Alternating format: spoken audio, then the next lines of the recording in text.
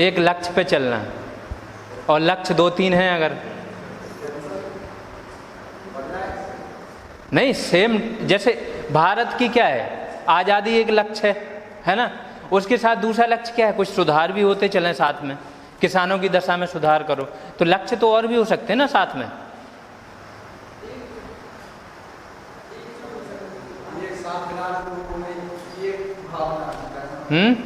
क्रांति मतलब होता है आमूल चूल परिवर्तन लाना, इतना बड़ा परिवर्तन लाना कि जो अलग दिखे कि पहले हम यहाँ थे अब यहाँ है। 2G से सीधा 4G पे पहुँचना, बहुत ही क्रांति। ठीक है, क्रांति मीन्स दिखना चाहिए, ये नहीं है कि हम आए कभी भी क्रांति, इसीलिए हमेशा क्रांति नहीं बोला जाता है। इंडस्ट्रियल रिवॉल्यूशन कितनी हुई अभी तक, औद्योगिक क्रांति कितनी हुई, 3 हुई हैं अब तक, अब चौथी की ओर हम लोग जा रहे हैं। 4.0 की मोदी जी बात करते हैं ना, इंडस्ट्री 4.0 की बात हो रही है ना, तो समझ लो अभी तक सिर्फ 3 हुई हैं, जबकि आविष्कार तो इतने बड़े बड़े हो गए, हमेशा होते आ रहे हैं, दुनिया कहाँ तक पहुँच गई। तो क्यों ऐसा हुआ कि सिर्फ 3 क्रांति बोली जा रही, इसका मतलब हुआ कि जब आमूल चूल परिवर्तन आए तभी क्रांति बोला जाता है ना। कोई ऐसा परिवर्तन ना आए बड़ा तो हम कुछ भी करते रहें, वो क्रांति नहीं होगी। ठीक, अब आंदोलन और क्रांति में अंतर क्या है?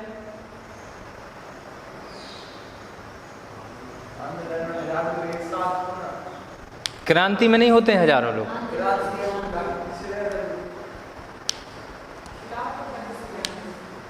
आंदोलन किसी के खिलाफ, सही चीज़ है नहीं, लेकिन किसी के खिलाफ ऐसा नहीं है। गांधी जी आंदोलन करते थे, वो खिलाफ, बहुत सारे आंदोलन उनके खिलाफ नहीं होते थे, बहुत सारे आंदोलन में खुद में सुधार के लिए होते थे, अपनी जनता में सुधार के लिए हो जाते थे।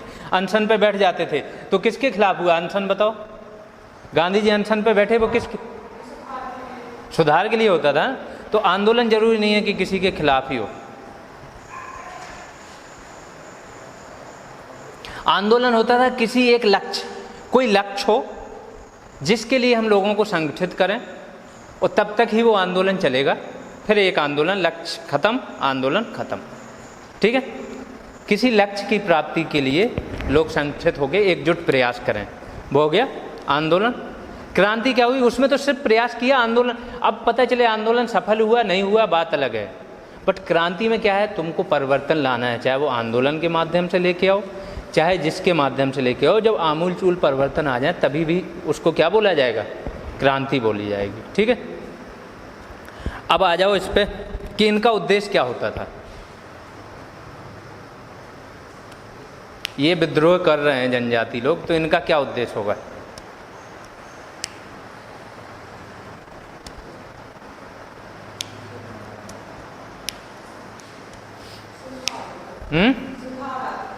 जनजाति किस टाइप का सुधार? नहीं, चलो सारे समाज में ही ले लेता हूँ। हम लोग तो शायद इसके रीजन में ये लिखे हैं कि जो कुछ सुधार किए अंग्रेजों ने इसलिए विद्रोह हो रहे हैं। अब ये कौन सा सुधार चाह रहे थे? कुछ ये हो सकता है कि चलो तुमने जो करों की दरें बढ़ा दी वो कम कर दो, वो सुधार एक मान सकते हैं कि कम कर दो, बट बाकी तो सुधारों के खिलाफ भी जा रहे हैं ना। ये जो लोग होते थे बड़े रूढ़िवादी लोग रहते थे। ठीक है, रूढ़िवादी हैं, पुरातनपंथी हैं,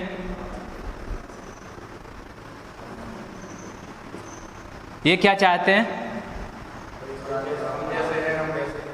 हाँ, हम जैसे थे हैं नहीं ना, इन्होंने चेंज कर दी ना अंग्रेजों ने आके चीज़ें। इनको क्या चाहिए? पुरानी व्यवस्थाएं फिर से वापस चाहिए।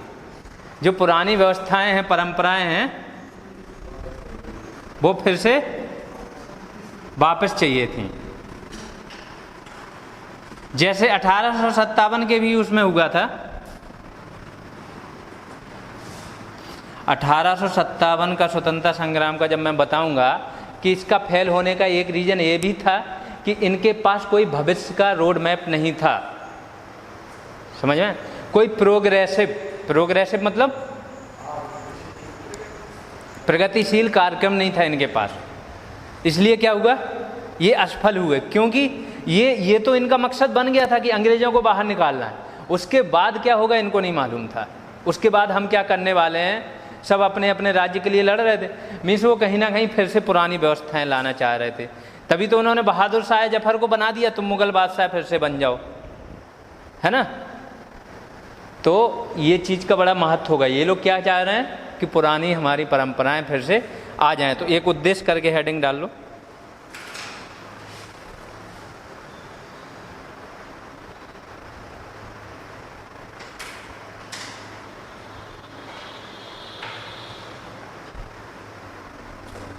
उसमें लिखो शासन एवं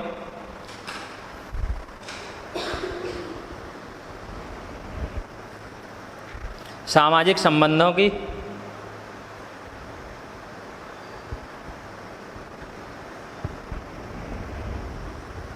पुरातन रूप एवं शासन एवं सामाजिक संबंधों की पुरातन रूप एवं व्यवस्थाओं को स्थापित करना। रूप एवं व्यवस्थाओं को स्थापित करना मतलब पहले जो शासन का रूप हुआ करता था, जो शासन हुआ करता था, वही दोबारा ये वापस लेके आना चाह रहे हैं। इसलिए ये क्या कर रहे हैं, विद्रोह कर रहे हैं, है ना। अब मैं कुछ विद्रोह रीजन वाइज डिवाइड कर देता हूँ, उससे याद करने में थोड़ा सा क्या होगा, इजी रहेगा कि कौन से रीजन में कौन कौन से विद्रोह हुए थे।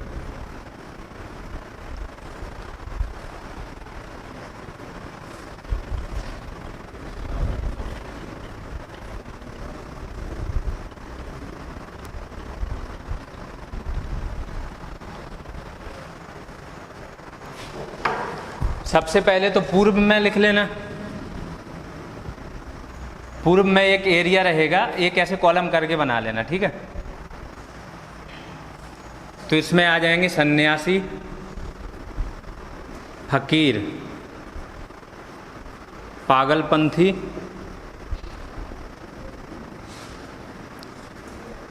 अहोम, फरेजी, गंजम प्लस पाइका या पायका। पश्चिम में रामोसी। हाँ, ऐसे बना लो अपने हिसाब से, जैसा पढ़ने में अच्छा लगे।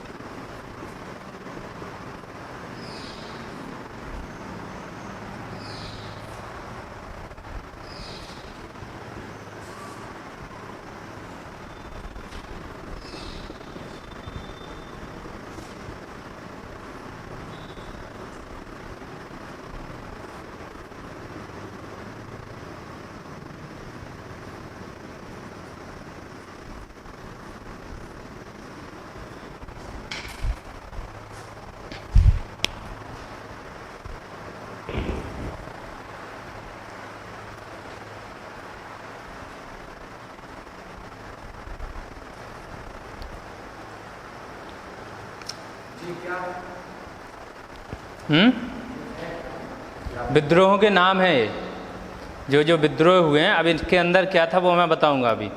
अभी सिर्फ एक अपना वो बना लो रोड मैप कि जाना ऐसे है।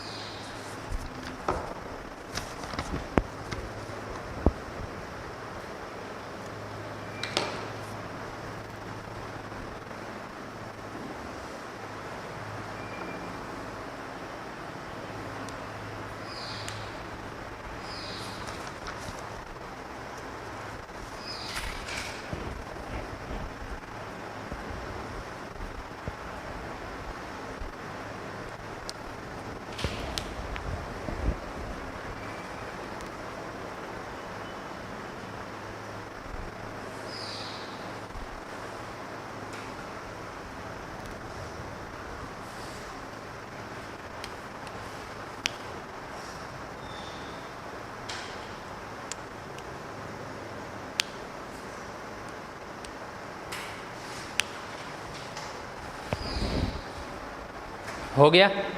पहला डाल लो हेडिंग सन्यासी। पूरब से चलेंगे, याद रखना जो हमारा पूरब का एरिया रहा है ना, जो भी चीज़ें होंगी स्वतंत्रता तक सबसे पहले यहाँ शुरू होंगी, ख़ास तौर से बंगाल में। सबसे ज़्यादा चेतना यहीं पे ही आएगी, पढ़े लिखे लोग भी यहीं से आएंगे, चाहे वो राजा राम मोहन राय ले लो, चाहे ईश्वरचंद्र विद्यासागर, स्वामी विवेकानंद, जितने लोग मिलेंगे तुमको कहाँ से मिलेंगे? बंगाल से आएंगे ये लोग। बंगाल में इतनी ज़्यादा चेतना जागेगी कि ये बंगाल से फिर राजधानी कहाँ शिफ्ट करेंगे? एक तो पहले बंगाल का विभाजन करेंगे, जब विभाजन फिर से इनको वापस लेना पड़ेगा, फिर आगे चल के क्या करेंगे? बंगाल से राजधानी दिल्ली शिफ्ट करेंगे। कब बनी थी दिल्ली राजधानी? 11 में घोषणा हुई थी, 12 में बन गई थी। 11 के जो वो दरबार लगा था, दिल्ली दरबार, उसमें घोषणा हो गई थी इसकी। ठीक है, लिख लिए सारे। सन्यासी करके एक हेडिंग डाल लो। तो ये पूरब वाले देख रहे हैं हम लोग, पूर्व में कौन कौन से हुए। प्लस ये जन विद्रोह हैं, अभी जनजाति पे नहीं पहुँचे हम लोग, जनजाति विद्रोह भी हैं 10-12, वो अलग से पढ़ने होंगे। ठीक है, ये जन विद्रोह हैं, इसमें किसान विद्रोह 1-2 हैं। ठीक है, किसान विद्रोह हैं, पोलीगर वाला है, जमींदारों का विद्रोह होगा। ठीक है, बाकी किसान विद्रोह क्या पढ़ोगे? स्वतंत्र, इसके 1857 के बाद 3 किसान विद्रोह आते हैं जो मैन हो जाते हैं, वो मैं 57 के बाद वाले में करा दूंगा या इसी में ही लास्ट में लिखा दूंगा। ठीक है, हाँ, ये जन विद्रोह हैं, आम लोग हैं, इसमें कुछ सैनिक भी होंगे पुराने या वो, ये लोग शामिल हैं। ठीक है, सन्यासी डाल लिया हेडिंग। अब सन्यासी का सुन लो, कब अंग्रेजों ने यहाँ पे शासन किया? पहला राज्य कौन सा जीता? कब जीता? 1757 में पहला राज्य जीता। अब इनका जीतते ही क्या हो जाएगा? शोषण शुरू कर देंगे ये लोग। शोषण शुरू कर देंगे तो 1770 के आसपास, कितना साल हुआ? 13 ही साल हुआ। ग्रुप रहेगा, कुछ सन्यासी रहेंगे उसमें। सन्यासी और फकीर एक्चुअली ये सेम विद्रोह में ही रहते हैं, दोनों एक ही विद्रोह के नाम है, ये दोनों मिलते हैं। तो कहीं अलग पढ़ा देते हैं, कहीं सेम पढ़ा देते हैं। तो इसको मैं बताया दे रहा हूँ दोनों की स्टोरी, और अपना देख लेना। ठीक है, जैसे आए वैसे कर सकते हो। तो सन्यासी और फकीर रहते हैं। फकीर मुस्लिम घुमक्कड़ लोग हैं और सन्यासी हिंदू हैं, है ना। ये लोग क्या करते हैं? घूमना है इनका काम। एक्चुअली ये लोग रहते हैं पूर्व सैनिक। पहले जो लोग सैनिक रहते हैं, अंग्रेजों ने अब कब्जा कर लिया तो उनकी सैनिक चली गई, अब अंग्रेज तो नौकरी देंगे नहीं। ठीक, तो ये सन्यासी बन के घूम रहे होते हैं, रह रहे होते हैं अपने, इनका एक ग्रुप होता है। अंग्रेज क्या करते हैं, जहाँ पे जाते हैं तीर्थ यात्रा के लिए इन पर कर लगाएंगे, पाबंदियाँ लगाएंगे, बहुत सारी चीज़ें, तो ये उससे क्या रुष्ट हो जाएंगे। प्लस 1770 में बंगाल में एक बहुत बड़ा अकाल पड़ा, 70 में सबसे बड़ा अकाल समझ लो। ठीक है, अकाल पड़ा तो क्या होगा? खाने पीने की चीज़ें नहीं होंगी। ये लोग क्या करेंगे? लूटना शुरू कर देंगे।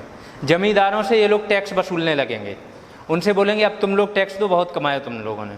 प्लस अंग्रेज की फैक्ट्रियों को लूटना शुरू कर देंगे। ये सब करेंगे, 1-2 साल चलता रहेगा इनका। चलता तो है, ये 50 साल चला है। ठीक है, 70 से 1820 में ख़त्म हुआ। लेकिन होता क्या है, कोई आंदोलन चला, 1-2 साल चला, फिर किसी को मार दिया अंग्रेजों ने, वो ठंडा हो गया। फिर कोई इनका और आगे आएगा, उसने फिर शुरू कर दिया 1820-19 के आसपास। तो अंग्रेज लोग क्या करेंगे, इसको जैसे ही देखेंगे कि ये लोग इस पे उतर आए, कर नहीं दे रहे हैं, सारी व्यवस्था ही उखड़ जाएगी, ये क्या करेंगे? दबाएंगे, इसका दमन करेंगे बुरी तरह से, निर्ममता पूर्वक हर विद्रोह का अंग्रेज दमन करेंगे, लोगों को मारेंगे सीधा गोली से। ठीक है, तो इस विद्रोह का भी 1820 आते आते क्या कर देंगे? दमन कर देंगे। अब इसमें 2-3 लोग रहेंगे। अब मैंने बोला सन्यासी और फकीर क्या है, दोनों सेम है, तो कुछ हिंदू रहेंगे, कुछ मुस्लिम रहेंगे।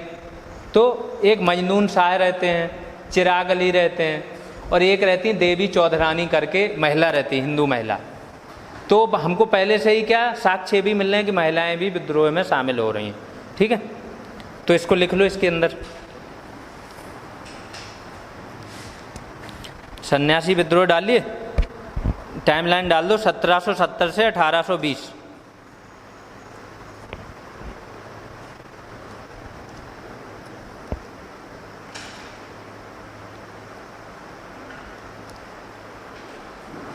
हो गया? उसके अंदर लिखो कारण।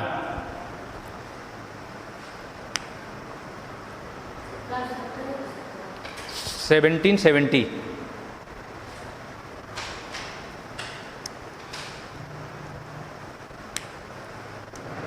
हो गया। कारण में तीर्थयात्रियों को तीर्थ यात्रा करने से रोकना,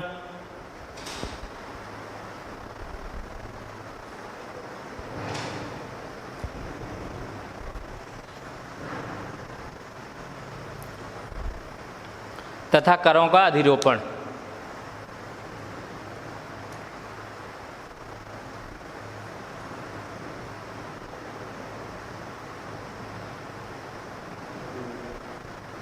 हो गया। करों का अधिरोपण मतलब कर लगाना, ठीक है। इसके अंदर अब स्टोरी लिख लो थोड़ा सा। सन्यासी मुख्यतः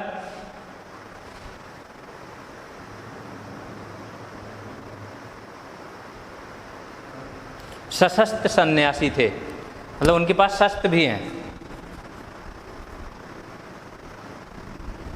सशस्त्र सन्यासी थे। हो गया। जो कभी सैनिक थे या जो भूतपूर्व सैनिक थे, एक्चुअली ये बंगाल अवध जो राज्य रहे हैं ना, उनकी सेना में थे ये लोग। अब ये राज्य मिट गए क्योंकि अंग्रेजों ने क्या कर लिया, कब्जा कर लिया, तो ये बेगार हो जाएंगे, तो कुछ तो करेंगे, सन्यासी बन गए।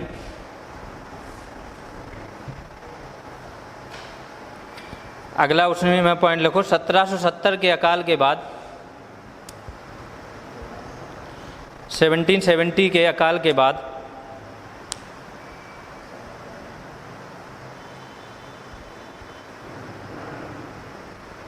इन्होंने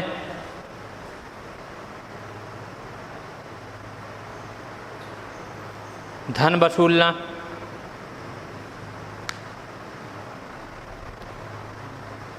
तथा अंग्रेजी फैक्ट्रियों को लूटना शुरू किया।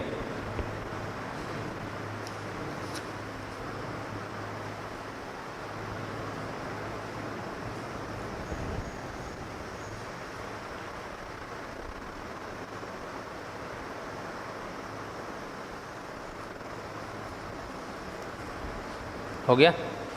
अगला पॉइंट लिखो, अंग्रेजों ने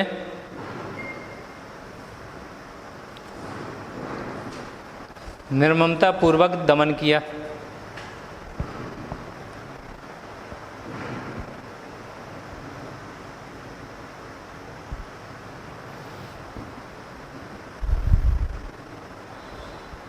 अठारह 1820 तक समाप्त।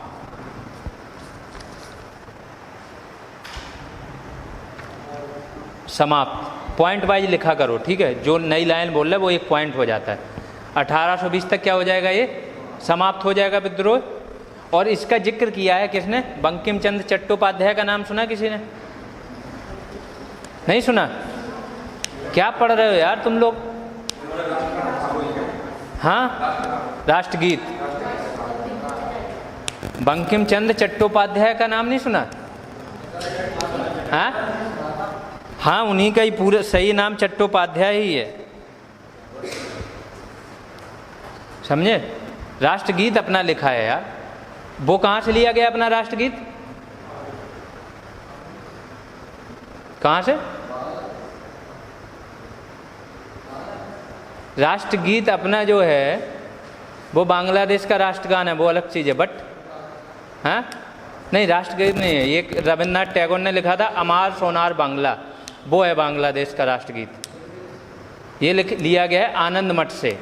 इनकी एक बुक थी आनंद मठ करके, उससे लिया गया है ना। तो इन्होंने आनंद मठ में इसका भी जिक्र किया है। जो सन्यासी विद्रोह होगा इसका जिक्र आनंद मठ में कौन करेगा? हाँ, तो लिख लो इसका उल्लेख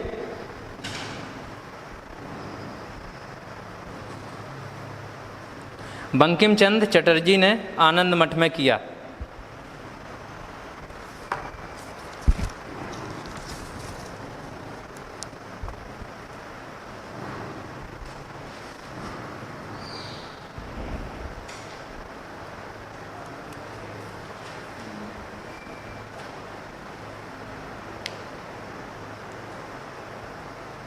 हो गया। अब इसके नेता लिख लो, कौन कौन नेता थे। नेता करके एक डाल लो हल्का सा पॉइंट। इसमें थे मजमून शाह,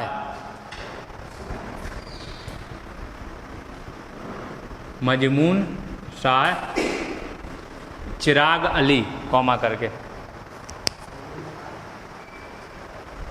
कौमा चिराग अली, कौमा देवी चौधरानी।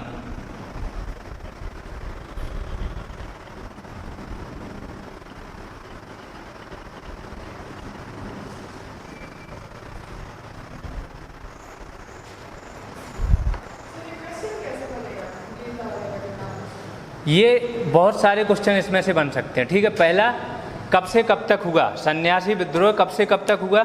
दूसरा, इसके प्रमुख नेता कौन थे। सन्यासी विद्रोह जो था उसका किसी ने तो लीड किया होगा, कोई विद्रोह होता है तो इसके प्रमुख नेता कौन थे, प्लस किसके खिलाफ था, ये किस क्षेत्र में था। तो इससे 4-5 एक एक जो मैं लिखाऊंगा उससे 4-5 क्वेश्चन बन सकते हैं। ठीक है, और क्वेश्चन 1 लाइनर से ही आते हैं, इसमें कोई डिटेल में नहीं देंगे कि ये विद्रोह, ये मेंस में यूपीएससी के मेंस वगैरह में हो जाता है कोई एक विद्रोह, जैसे अहोम हो गया, संथाल बाद में आएगा, इसको जरूर पूछ सकते हैं बड़े डिटेल में कि बहुत ज़्यादा पूछें। बाकी इन एग्जामों में या प्री में सिर्फ 1 लाइनर्स पूछते हैं, या एक वो मैचिंग के लिए मैट्रिक्स आ जाएगी अलग, इधर विद्रोह इधर सन आ जाएंगे, मैच करो किस सन में क्या हुआ। ठीक है, दूसरा विद्रोह डालो गंजम विद्रोह।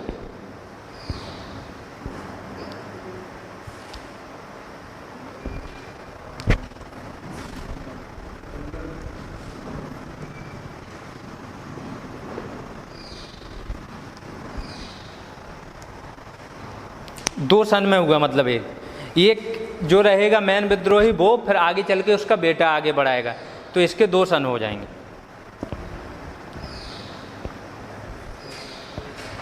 हो गया। इसके अंदर लिखो गंजम जिले के जमींदार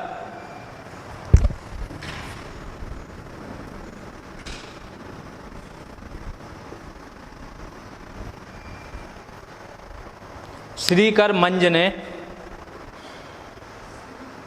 श्रीकर मंज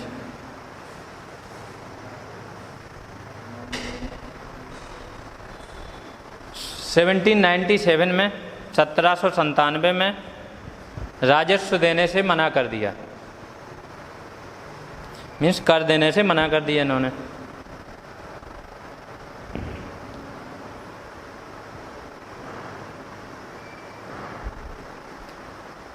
अगला पॉइंट लिखो 1800 में खुलकर विद्रोह किया।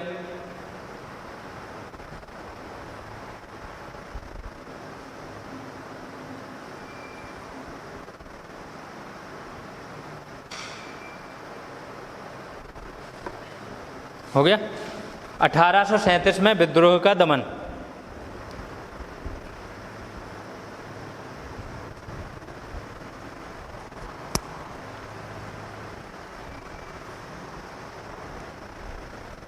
हो गया। अगला विद्रोह लिखो पोलीगर विद्रोह। मैंने लिखाया था ना पोलीगर, दक्षिण वाला। हाँ,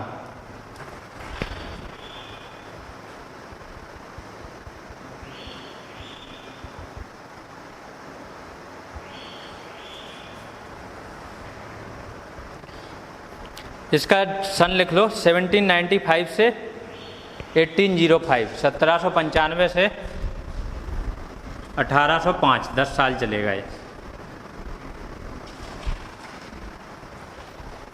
हो गया। अब पोलीगर क्या होते हैं?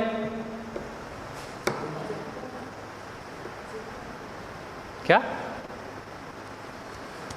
जो जमींदार यहाँ होते थे अपने उत्तर में, दक्षिण में वही पोलीगर होते थे, उनको पोलीगर बोलते थे जमींदारों को। ठीक है। अब हुआ क्या, जो इनका क्षेत्र रहता है मदुरई वगैरह, कोट्टायम करके, इस क्षेत्र में ये पोलीगर रहते हैं। इस क्षेत्र को वहाँ का राजा संधि कर लेता है अंग्रेज़ों से, वो क्षेत्र दे देता है किसको? अंग्रेज़ों को। अब अंग्रेज़ क्या करेंगे? ज़मीनें छीन लेंगे इनसे, अपने हिसाब के ज़मींदार बिठाएंगे। तो यहाँ के पोलीगर क्या करेंगे? विद्रोह कर देंगे। फिर वो आके थोड़ा सा समझौता करेंगे, लेकिन फिर क्या होगा? कुछ टाइम के लिए शांति रहेगी, फिर कुछ ना कुछ ऐसा होगा। तो ये विद्रोह क्या होगा? 10 साल चलता है। ठीक है, 1795 से 1805 तक पोलीगर विद्रोह। तो इसमें लिखो इसके नेता रहते हैं कटाबोम्मा नायक।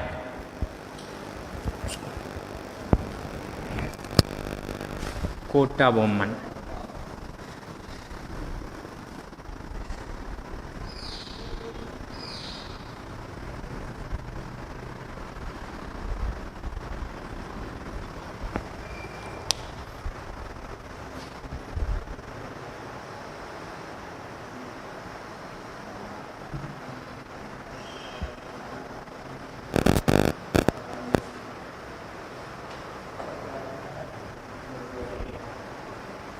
हो गया। इसमें लिखो दक्षिण भारत के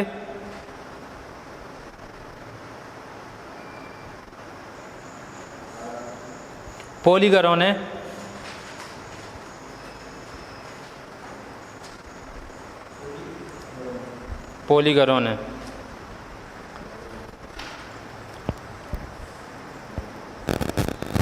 कोट्टा बोम्मन नायकन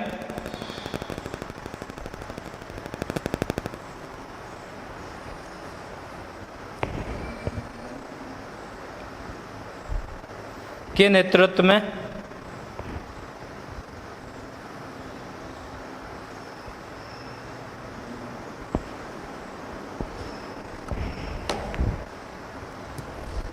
विध्वंसक विद्रोह किया। विध्वंसक मतलब हाँ,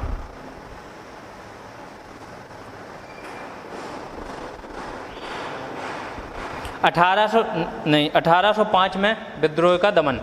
अगला पॉइंट लिख लो।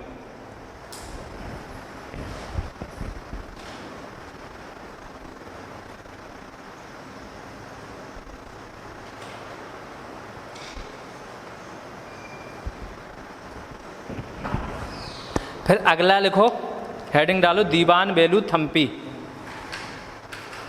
ये मैंने लिखाया है ना, दीवान वेलु थम्पी भी दक्षिण में। हेडिंग डालो दीवान वेलु थम्पी।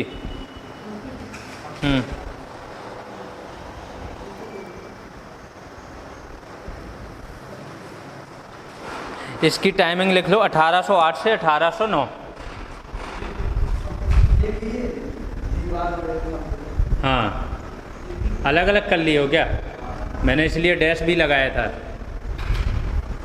डैश का मतलब समझते हो क्या? कोई शब्द अभी पूरा नहीं हुआ है, जब कभी डैश लगाते हैं, तो मैंने दीवान वेलु के बाद एक हल्का सा डैश लगाया था।